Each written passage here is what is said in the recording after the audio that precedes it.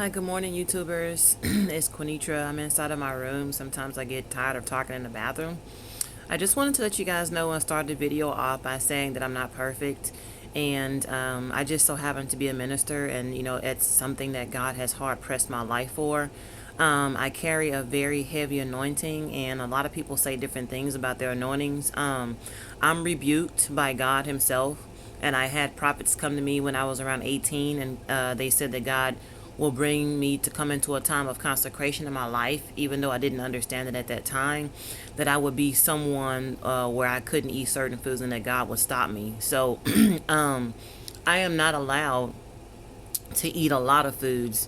I'm rebuked by God. I did catch cancer when I was rebellious, smoking cigarettes and frying chicken and baking cookies and making Kool-Aid and just all this sugar. I was rebuked by God, and God healed me, and I cried out and repented. I carry a very heavy anointing, and the reason why I say that is also, I understand that some people may get offended. You guys are my subscribers, and what you say matters. And you guys are feeding and eating off of my life. I'm imperfect. Take the good and leave the bad. There's so much controversy, about certain things. Just make sure that we all keep the peace. Um, but, hearing from God, if you can imagine, there's no justification.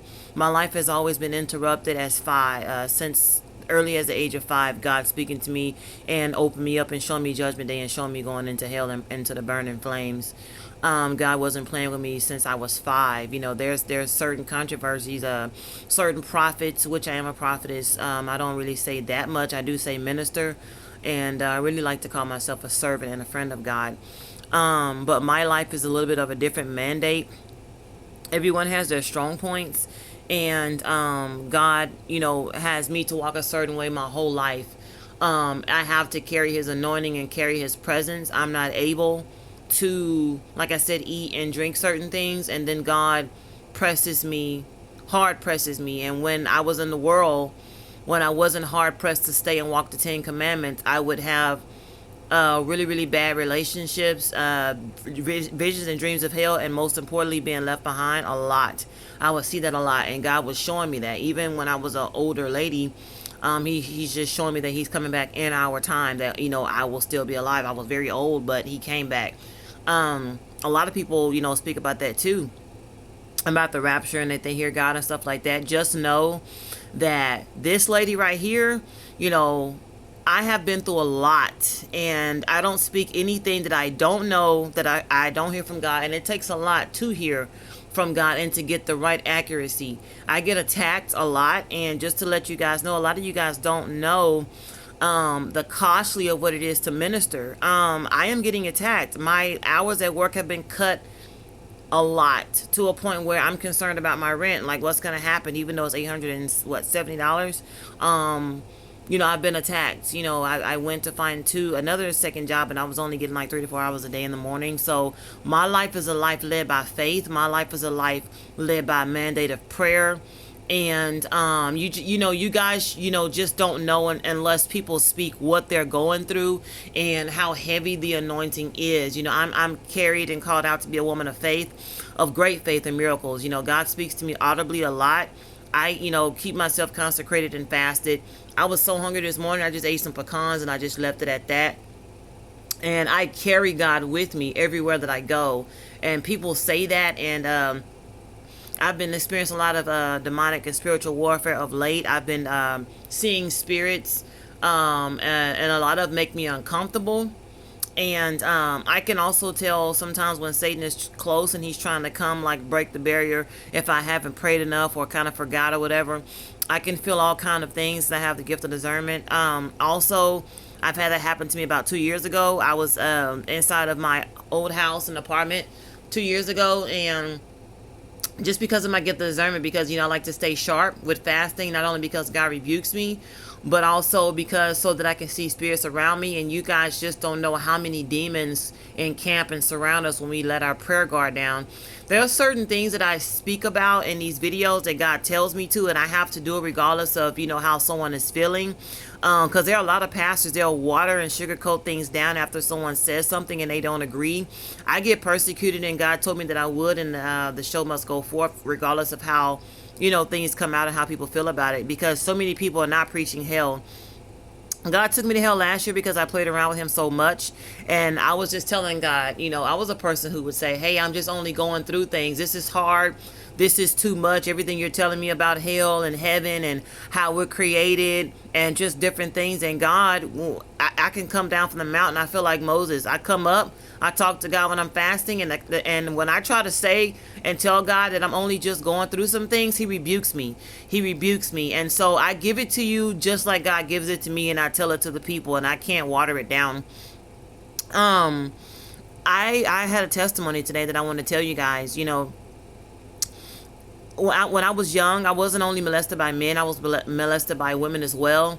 And so I struggled, and for the main part, I kept that restrained. But at 16, I had a homeboy who introduced me to a woman when I was really, really drunk and high, and introduced me into having sex with a woman for the first time. I was really, really out of it. Like, I was so drunk that I couldn't move, and I was so high and on multiple drugs that I was introduced to sex with a female. I went on later on in life, which led me from being molested as a kid, and as at 16 being introduced to a woman, having sex for the first time with a woman. I pursued a relationship with a woman. I was like maybe 14, 13 years old. And for the most part, that stayed restrained. I went through a series of prayer, and I'm talking about deliverance today as well. Once you come out of something like that, you have to pray.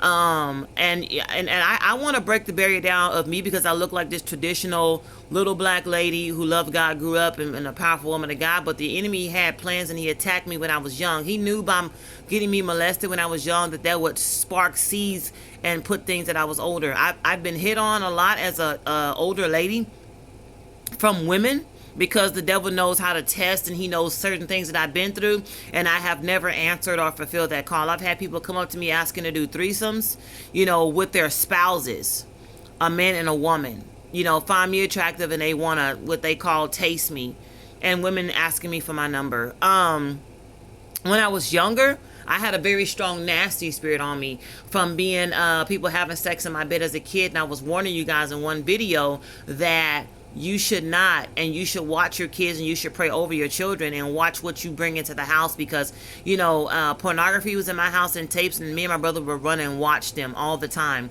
and we would just laugh and giggle.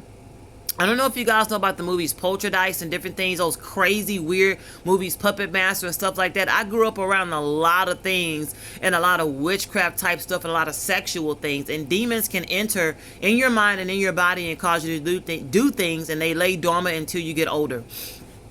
So my life was mixed with a lot of things, and I like to speak about me and have you guys get breakthrough when it comes to suicide, depression, and now I'm telling you guys how I dealt with that as being vicarious and confused. I was dating a friends of benefits years ago, and I loved him so much and burned for lust for him so much that I said I would do anything for you.